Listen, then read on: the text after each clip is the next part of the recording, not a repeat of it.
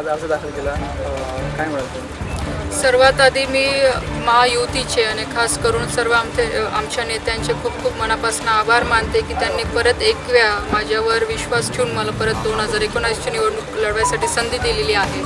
आणि या मागच्या 5 वर्षामध्ये आदरणीय नाथाभाऊंच्या मार्गदर्शनाखाली आदरणीय गिरीश भाऊ असतील, गुलाब भाऊ असतील, सगळे भारतीय जनता पार्टीच्या आमच्या सर्व नेत्यांच्या माध्यमातून बरेचसे कामं करायचा मी इथे प्रयत्न केलेला आहे. जनतेचा प्रश्न सोडवायचा प्रयत्न केलेला आणि जो जनतेने विश्वास माझ्यावर दाखवला या 5 वर्षामध्ये त्याच्याबद्दलही मी सगळ्या जनतेचे आभार मानते, कार्यकर्त्यांचे आभार मानते. आणि नक्कीच भविष्यामध्ये पण अजून 5 वर्षाचा आता जो काही अनुभव आहे माझ्या पाठीशी, त्या अनुभवाच्या माध्यमातून अजून जास्त विकास कामं करायचा प्रयत्न मी या जळगाव आणि बुलढाणा जिल्ह्यासाठी करते.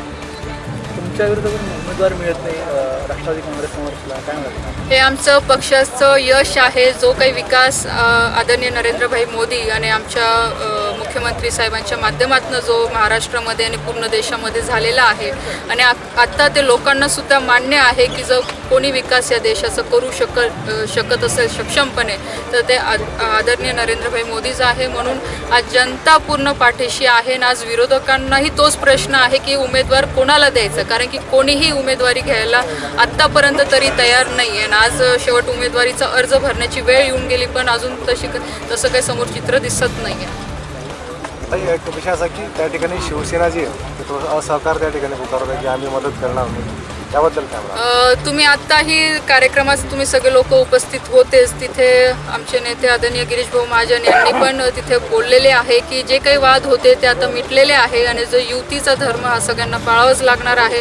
ठीक आहे, काही आमच्यामध्ये वाद होते, काही त्यांच्यामध्ये वाद होते.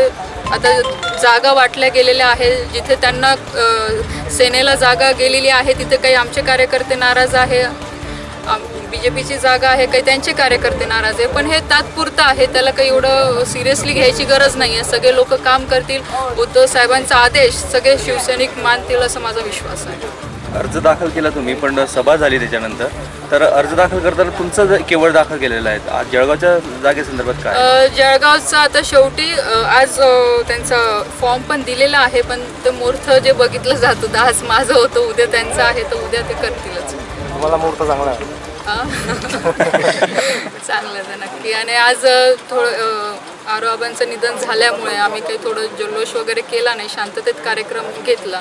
कारण की आज शेवटी किती म्हटलं तर आपल्या जिल्ह्याचे ते नेते होते, त्याच्यामुळे शांततेत आम्ही हा कार्यक्रम पार पाडला.